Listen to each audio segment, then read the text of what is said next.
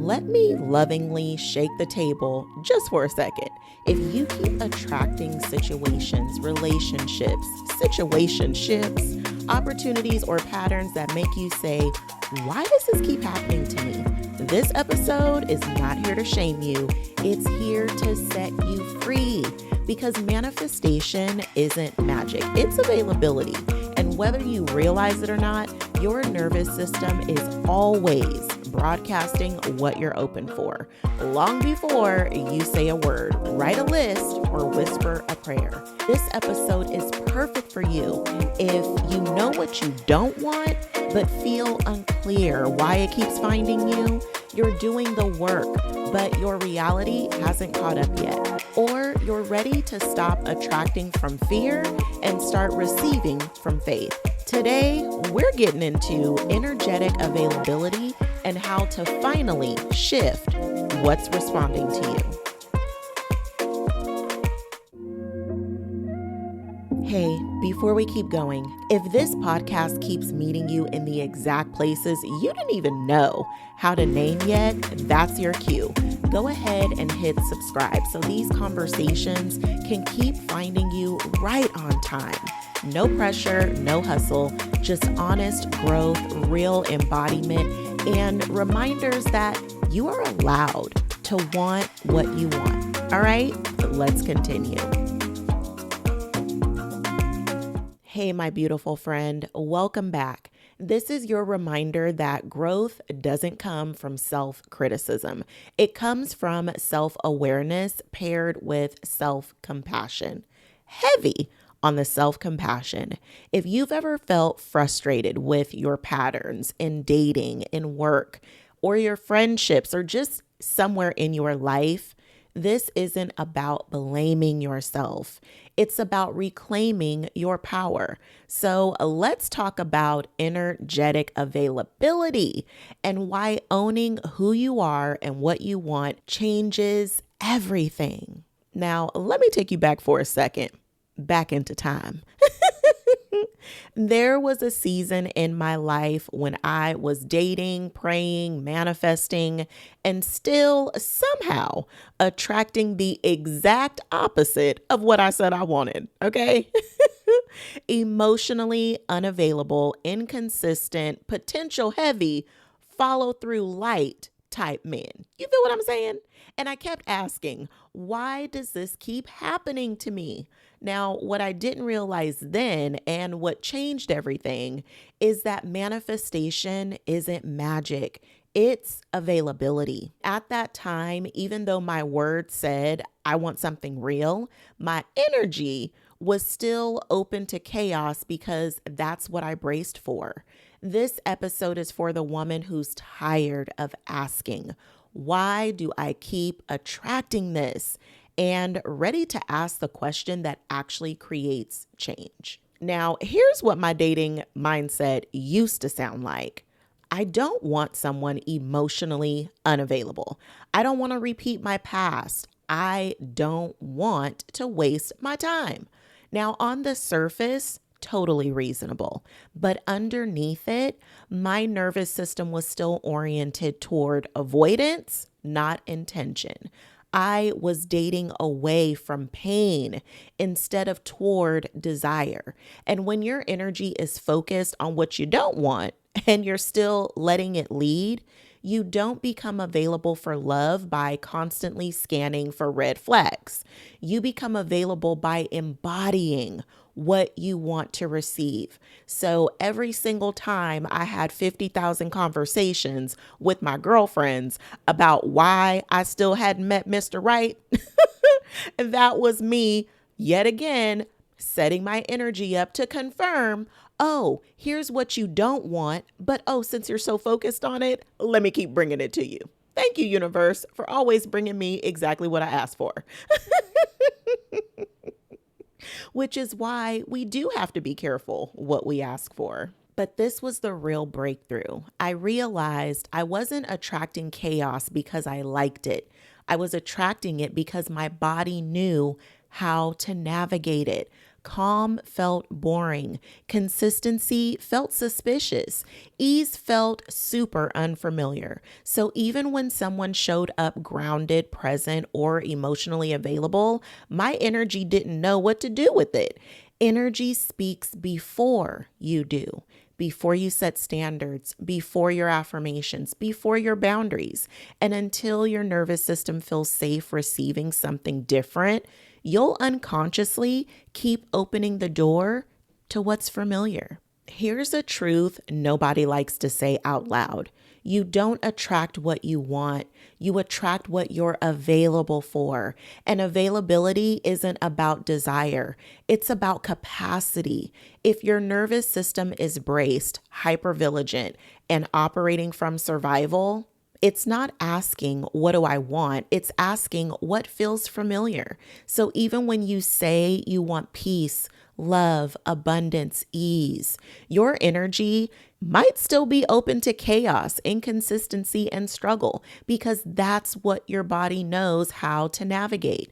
This isn't a mindset issue. It's a regulation issue.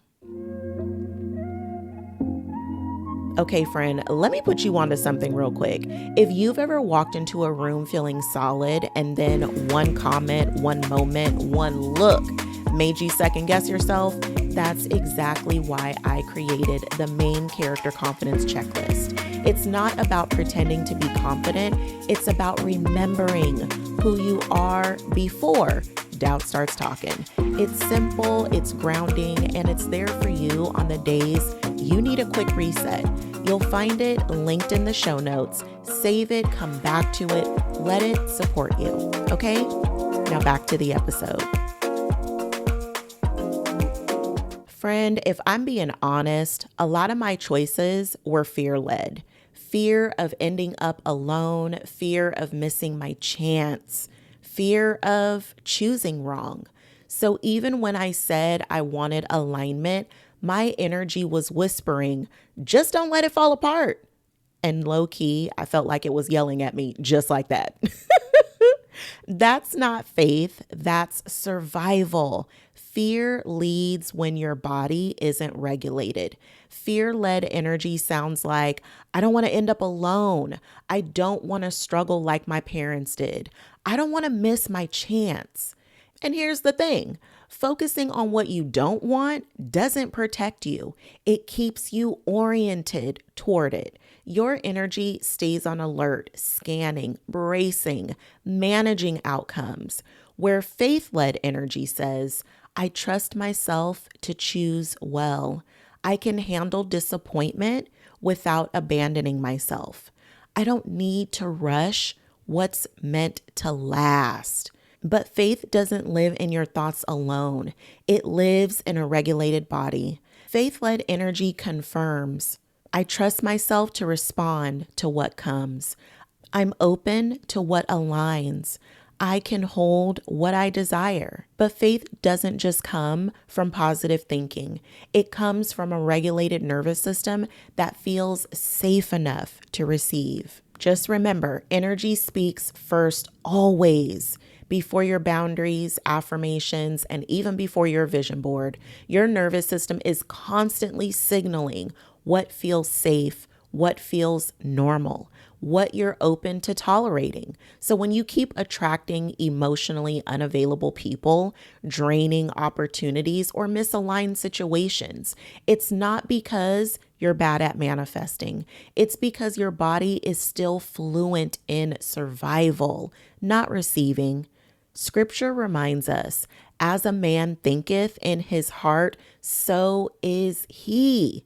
Not just in the mind, in the heart, body, the inner world. Now let me tell you, everything changed when I stopped trying to attract differently and started owning who I am and what I want. I released shrinking to be chosen, tolerating ambiguity, being energetically open just to avoid being alone. And I regulated towards clarity, calm, grounded self-trust. I stopped asking, will he choose me? And started living in the energy of, I choose what aligns. Now that's energetic availability.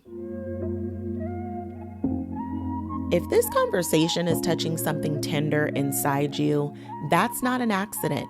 If you're listening and noticing emotions surfacing, memories, realizations, truths that you haven't said out loud, this is your invitation not to push past them. The main character energy journal prompts were created for moments just like this. They help you sit with what's real, hear yourself clearly, and move from insight into embodiment. No pressure to journal perfectly, just space to be honest. You'll find them waiting for you in the show notes whenever you're ready to meet yourself there. Okay? Let's continue. And this is the part that is often not taught clearly. So let's make this practical with the self-love 2-step, the availability reset. Step 1, release the old signal. Ask yourself, what am I no longer willing to be available for, even if it feels familiar? Release is naming the pattern. Acknowledge what you're no longer available for, grieving the old familiar. Name it out loud and officially unsubscribe. Step 2, regulate into desire. Ask yourself, what does it feel like in my body to receive what I want? Regulation is calming the body, practicing safety and stillness, rehearsing the feeling of already being supported. Breathe into that feeling. Let your body learn safety there. This is how intention becomes embodiment. You don't just stop focusing in on what you don't want. You release it and regulate it toward what you do want. You don't manifest ease by chasing it. You become available for ease by learning how to sit in it. If you're listening and thinking, Letty, okay, this is cute and everything, but I don't have a clue what it might feel like to receive. Don't worry, I got you. Feelings that can often come up and what they could mean. But remember, you assign the meaning. You might feel relief, a soft exhale, dropped shoulders, a sense of finally.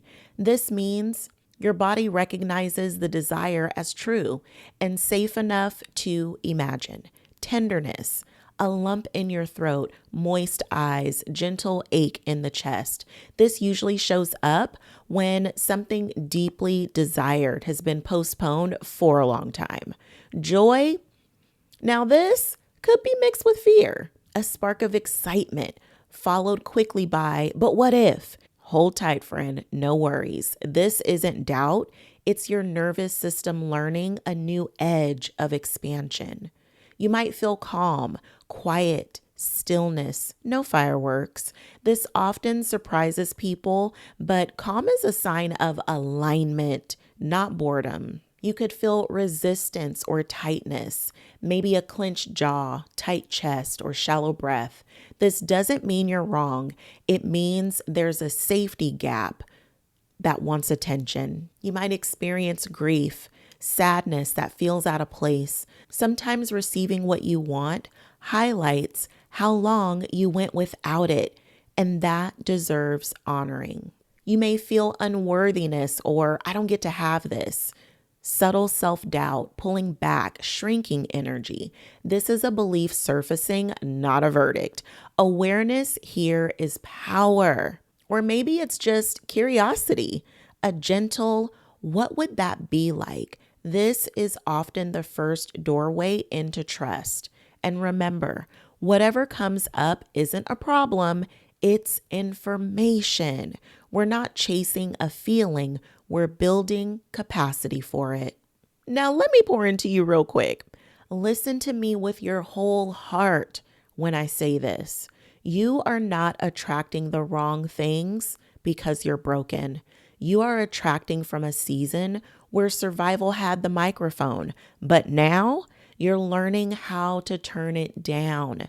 You don't need to hustle for what's aligned. You don't need to prove readiness through pain. You don't need to rehearse worst case scenarios on repeat just to feel safe. You don't attract differently by trying harder. Let that breathe for a second and just release right here. You attract differently by becoming safer inside yourself. The moment you stop dating, choosing, and living from fear, your availability changes. The more regulated you become, the clearer your availability gets. And what's not aligned, it stops sticking. What is aligned, it finally recognizes you. You don't need to chase what's meant for you. You just need to be available for it. And what's meant for you, it can finally find you without resistance. Ooh, friend, if this episode spoke to you, sit with it. Let it integrate. Make sure you're subscribed so you don't miss what's next, because this season is about receiving differently.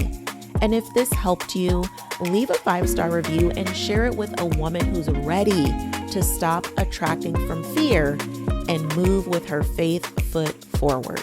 Until next time, main character, be intentional about your availability. Your energy is always speaking.